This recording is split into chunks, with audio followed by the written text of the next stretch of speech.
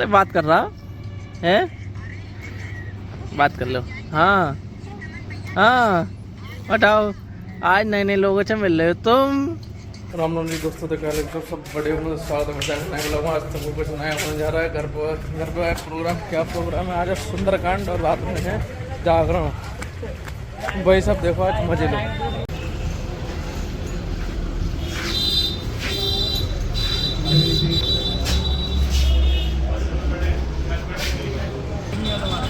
एक तरफ खाना बनना है और एक तरफ बनना है भाई, ये बनना है प्रसाद और उधर साइड बनना है खाना।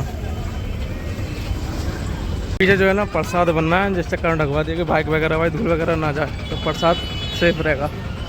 पाखड़ के पत्ते काम आते हैं, मैं तो ये पहली बार सुन रहा हूँ, देख रहा हूँ। अभी पूजा पत्ते चाहिए बाद में हमारी भी चाहिए।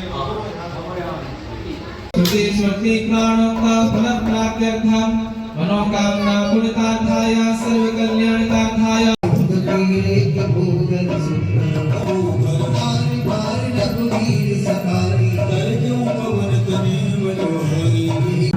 सुंदरकांड स्टार्ट होगा कि भाई जाते हैं सब बच्चा घर को जाए, जागरण स्टार्ट होगा और जी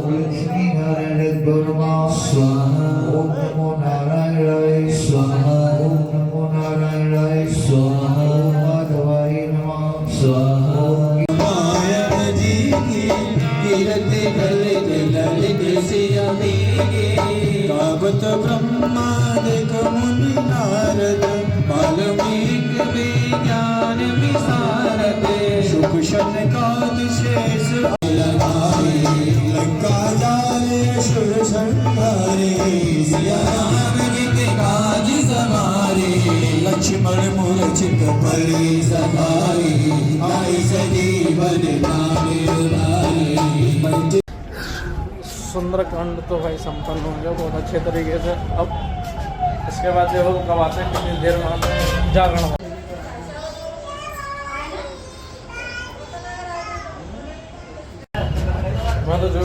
मैं तो भाई सो गया था, सुंदरकांड होने गया था, बहुत तेज नींद आ रही थी, 2 दिन से लगातार जल्दी उठ रहे थे, तो नींद पूरी हो गई, कोई दिक्कत ना है। लाला भी बात सुन मैं यार सो तो लिया दिन में, लेकिन मेरा शरीर जो है ना वो आलस सा हो गया। चलो तुम का देख रहे हो, मिल मेरे को मत देखो, तुम अपना काम करो, मैं अपना काम कर लूँ, दोनों काम अलग अलग है भाई।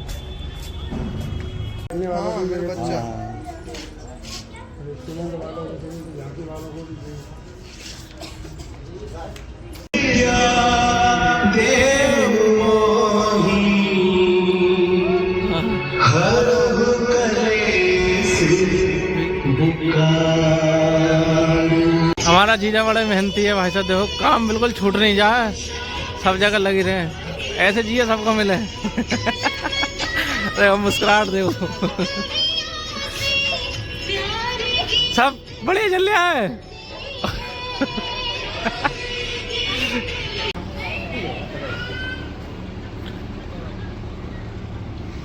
हमारे लुंडिया भैया पीले कपड़े बहुत अच्छे लगे हैं, देखो। हाँ साले बात कर रहा है, बात कर लो। हाँ हाँ बताओ, आज नए नए लोगों से मिल रहे हो तुम, हैं? आज नए नए लोगों से मिल रहे हो, है ना? आज सबसे मिल लिए तुम। आज सबसे मिल लिए तुम, हैं? मौज आ रही है, मौज आ रही है जी, मौज आ रही है कतई।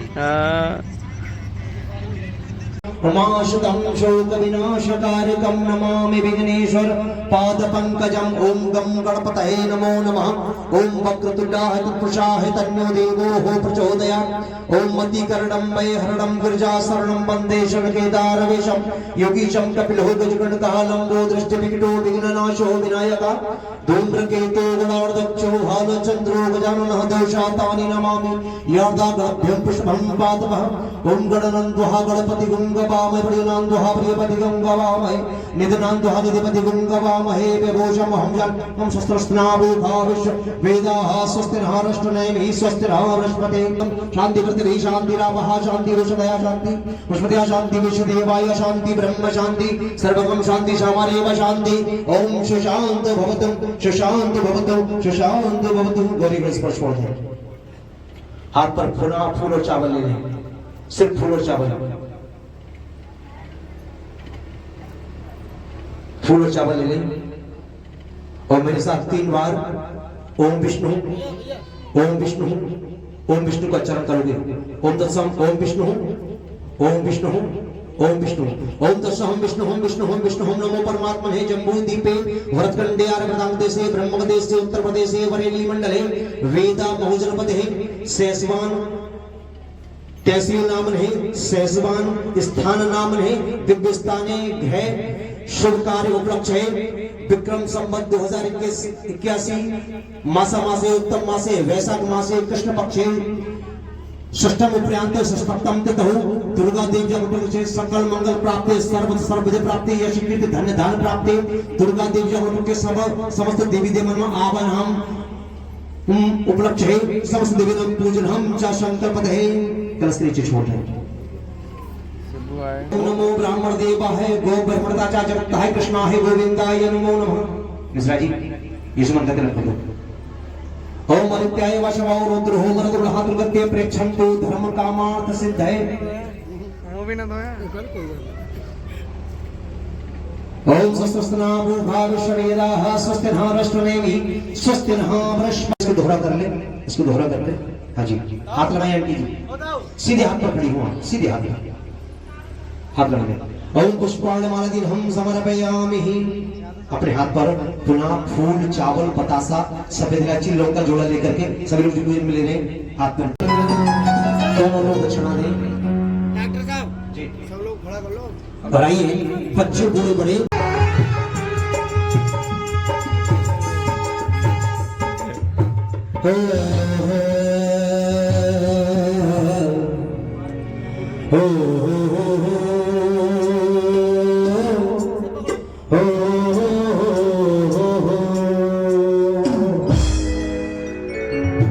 तेरी ज्योति समय के परवाने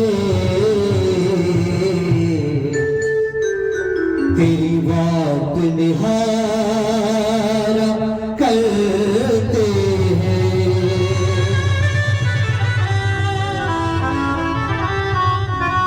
जब सारा जमाना सोता है माँ,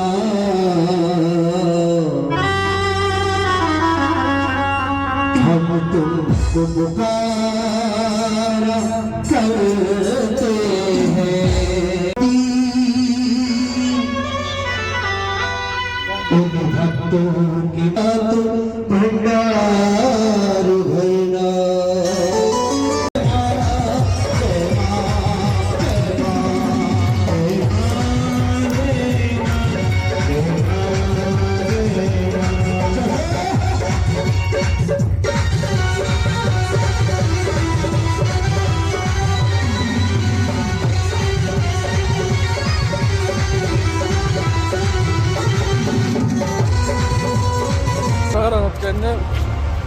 खाना भी खाया था। और भाई जागरण शुरू हो गया, जागरण की आरती वगैरह सब हो गई, अब शुरू हो गया। अभी जाकर देख रहा हूँ कि दुकान पर खाना चल रहा था और दुकान में चल रहा था, अभी घर जाकर देख रहा हूँ क्या हो रहा है खाने में। कपड़े सब हो गया।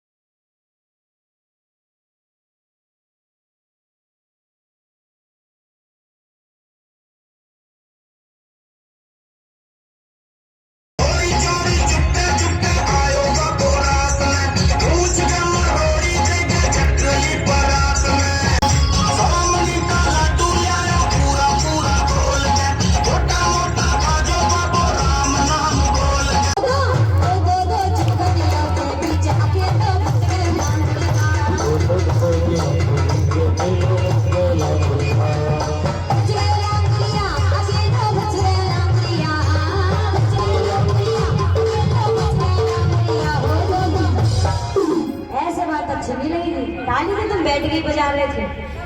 अब लांगड़ महाराज हो, ज्यादा थोड़ी ना कुछ करना है, एक हाथ सर पे रखो, एक कमर पे, ऐसे मटकते रहो बस।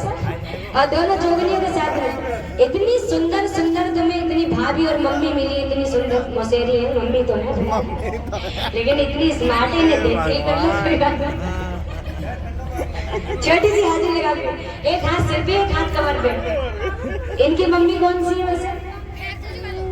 अरे वाह, ये मम्मी है, सही में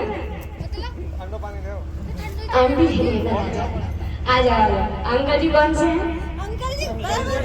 अंकल जी बाहर चले गए, कोई बात नहीं, आंटी जी आप आ जाओ। अंकल जी की कमी तो आंटी जी खुद पूरी कर देंगे, है ना? आ जाओ आंटी जी, एक बार जोरदार ताली बजाओ भाई हमारी आंटी जी के लिए। अब देखो, दोनों सास और एक बहू और एक बेटा सारे मिलकर हाजिरी लगाने का से हो दो दो हो दो दो हो दो दो।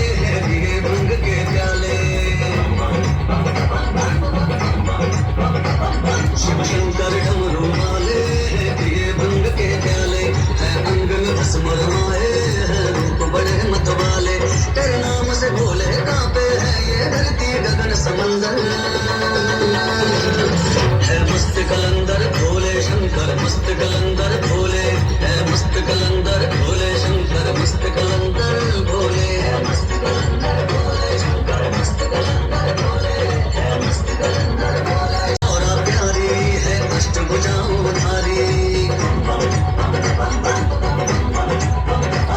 नंदी सवार जब होते हैं माँ पार्वती संग शंकर है मस्त कलंदर भोले शंकर मस्त कलंदर भोले है मस्त कलंदर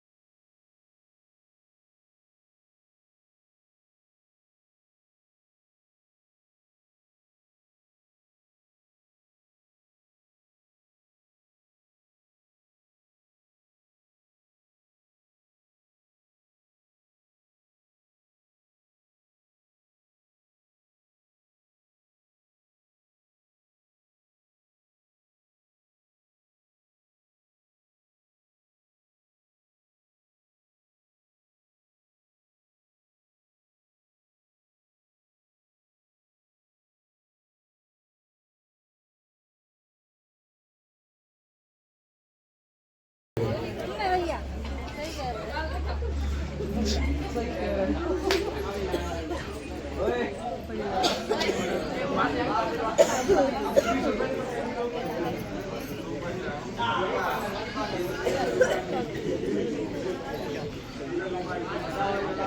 बार ताली हो जाए। सुहागिन नारी का सबसे बड़ा श्रृंगार है उसका पति। पति है तो नारी के सब श्रृंगार है, और पति नहीं तो नारी का कोई श्रृंगार नहीं।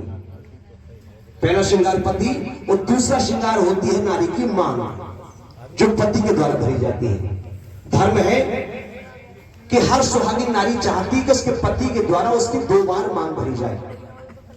हर सुहागिन नारी चाहती है कि उसके पति के द्वारा उसकी 2 बार मांग भरी जाए। एक बार तो तब जब वो 7 फेरे लेती है, उसी समय पति उसकी मांग भरता है, और दूसरी बार तब जब उसका मरणासन्न शरीर पड़ा हो और पति उसकी मांग भरे। लेकिन दूसरा सौभाग्य हर नारी को प्राप्त नहीं होता है। क्यों नहीं होता है? कथा के माध्यम से सुन लो। एक बार कह दो राधे राधे।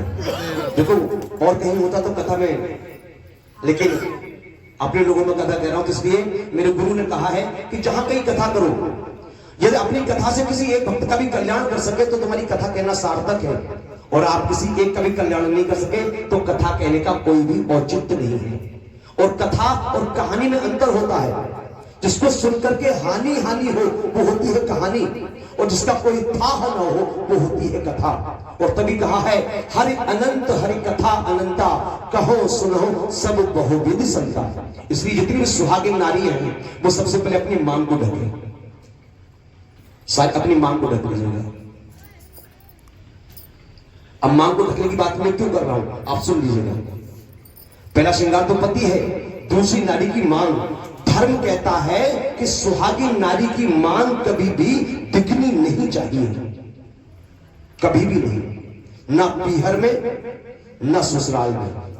सुहागिन नारी की मांग में इतनी बड़ी शक्ति है कि सुहागिन नारी यदि अपनी मांग की मर्यादा का ही पालन करे तो उस नारी का पति दूसरी नारी की तरफ देख नहीं सकता है। यह आपका धर्म है। अब आजकल की नारियां क्या करती है कि अपनी मांग को खोला रखती है और पति से कहते हैं तू दूसरों को देख, मेरे पे कोई असर नहीं। लेकिन प्राण खाएंगी आदमी के, गलती उनकी है, गलती नारी की है, लेकिन दोष पुरुष के लिए है। भूल से भी रात में रिंगटोन बज जाए तो समझ लो सुबह की चाय हराम है। एक बार कह दो राधे राधे। इसका एतवार नहीं बस सुमति नहीं,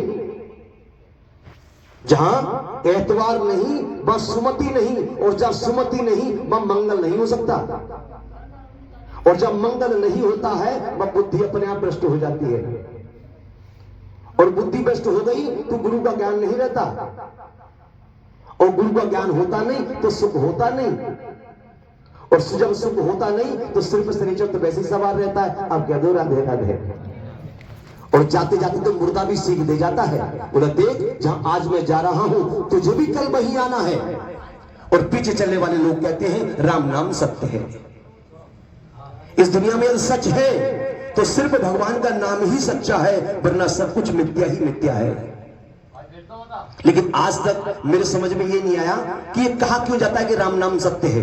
यदि कहीं शुभ कार्य हो रहा हो और वहां कह दो आप राम नाम सत्य है, गलत नहीं कहा है, लेकिन आपकी तरफ लोगों की भक्ति तन जाएंगी, जबकि सत्य है। यदि मुर्दे को सुनाया जाता है तो मुर्दा सुन नहीं सकता क्योंकि वो जा चुका, और जिनको सुनाया जाता है वो सुनना नहीं चाहते। आप किसी और मजहब में चले जाइए, जब किसी का अंतिम संस्कार करने जाते हैं, इस्लाम मजहब है, इस्लाम धर्म नहीं है, इस्लाम में भी जाते हैं तो दफन करने के बाद भी वहां पर भी नमाज अता की जाती है, ईसाइयों में प्रार्थना की जाती है। लेकिन हमारे धर्म में यदि किसी की अंत्येष्टि में जाते हैं तो होता क्या है कि 4 एक कोने पे मिलेंगे, 10 एक कोने पर, और कुछ लोग तो मोबाइल पर वहीं व्हाट्सएप और फेसबुक पर लगे रहते हैं। ऐसा समझ लो किसी की फॉर्मेलिटी निभाने आए हो। हमने अपने धर्म का पतन स्वयं किया है, किसी दूसरे ने नहीं किया।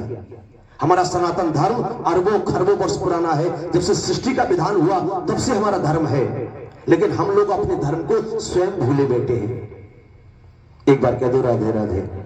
जीवन में कितने भी बनावटी रूप धारण कर लो, लेकिन भगवान की निगाह से नहीं बच सकते। एक बार कह दो राधे राधे। और जीवन भर हम लोग सिर्फ बनावटी रूप ही धारण करते हैं। जिस अनाज को खाकर के बच्चा जवान होता है, उसी अनाज को खाकर के जवान बूढ़ा हो जाता है। अन्न नहीं बदलता, सिर्फ स्थिति बदलती है। एक बार कह दो जय माता दी। सती मैया तुरंत घबरा गई और अपने वास्तविक रूप में आकर के तुरंत भगवान शंकर के पास पहुंची। भगवान शंकर ने कहा, बोले देवी कहां गई थी? यहां पर सती मैया ने पहली बार भगवान शंकर से झूठ बोला था। पहली बार भगवान शंकर ने कहा गई?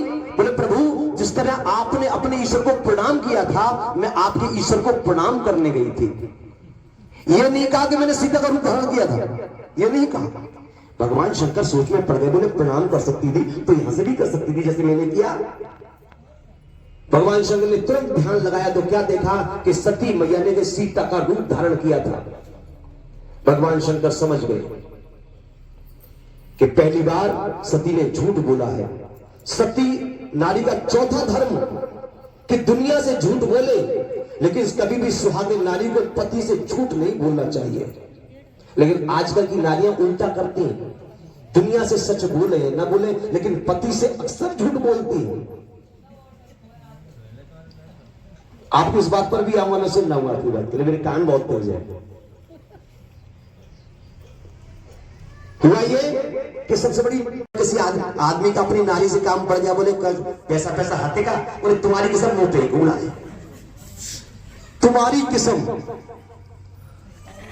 और जब नोटबंदी हुई तो भैया हजार हजार के निकले। फिर कई बोले सुनना है जी का बैंक में हमारी चला दिए न कागज है जाएंगे।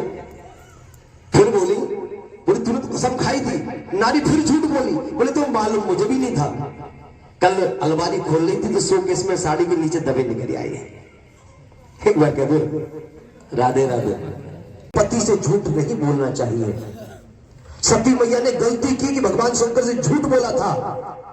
और वैसे चंद्रपाल जी, उसी एक झूठ के कारण सती मैया को दक्ष के यज्ञ में जलना पड़ा था, सिर्फ एक झूठ के कारण।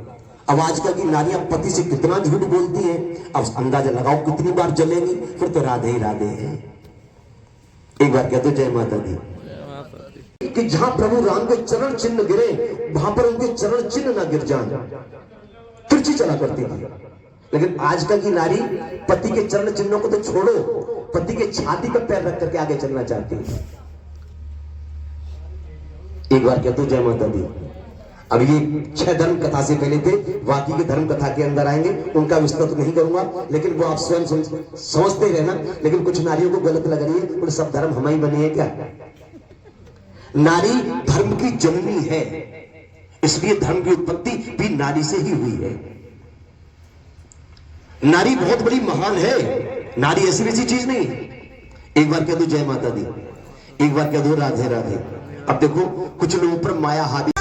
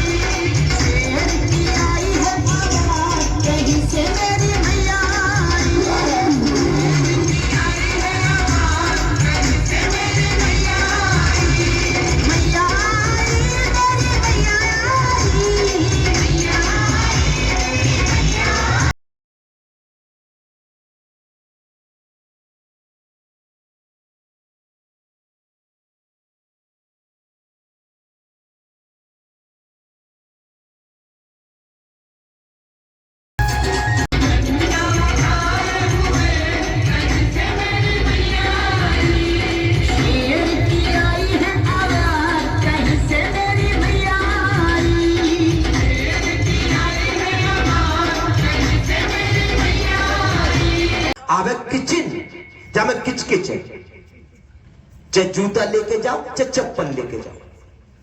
और धर्म कहता है कि जैसा आहार खाते हो वैसा व्यवहार हो जाता है।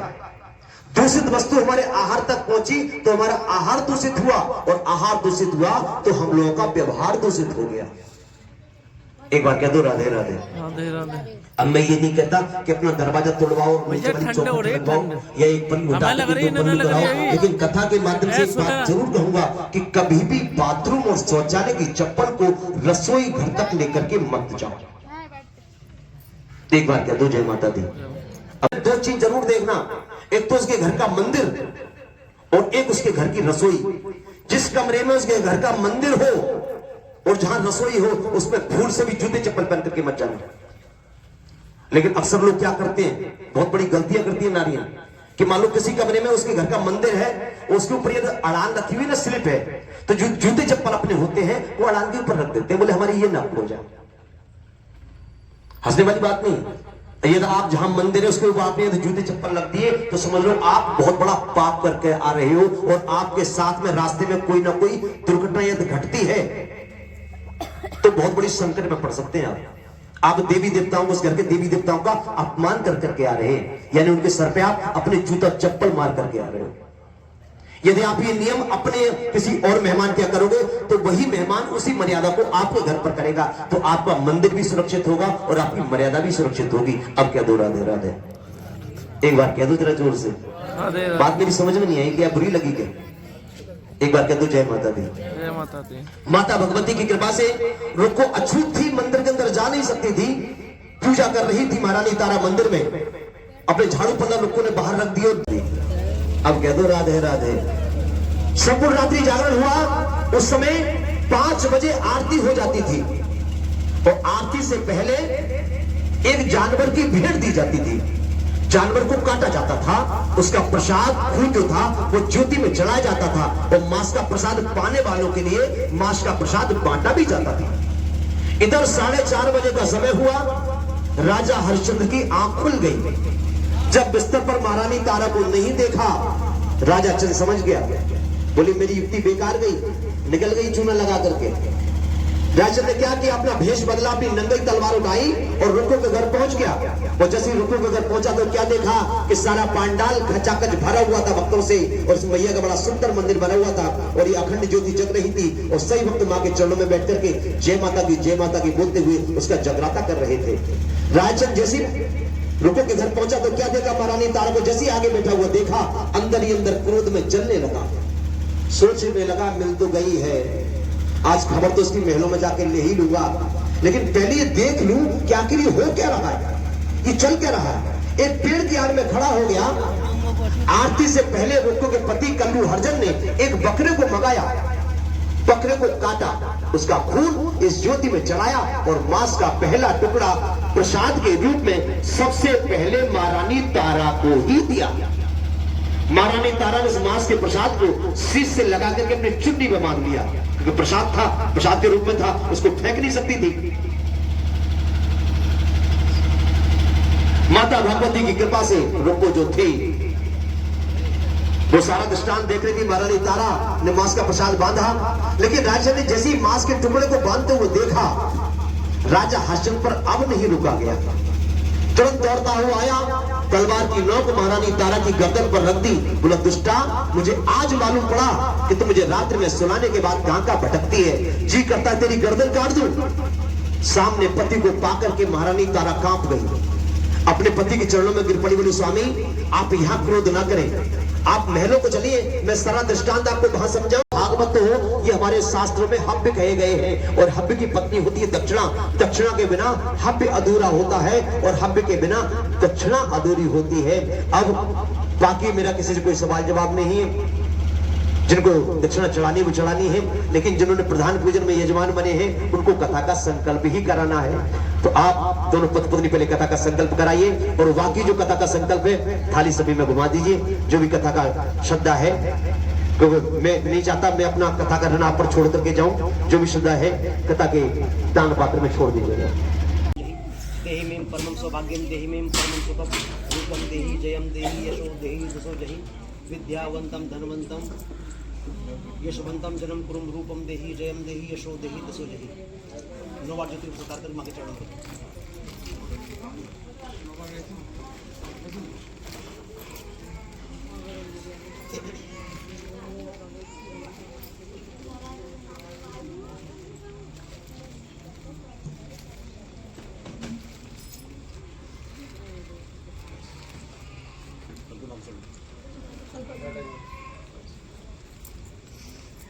दोनों के प्रसाद को उठाओ, हल्लू दोनों के प्रसाद को उठाओ, शर्मा जी हल्लू दोनों के प्रसाद को उठाओ, थोड़ा थोड़ा 5 बार में छोड़ना है, थोड़ा थोड़ा ज्योति में 5 बार जरूर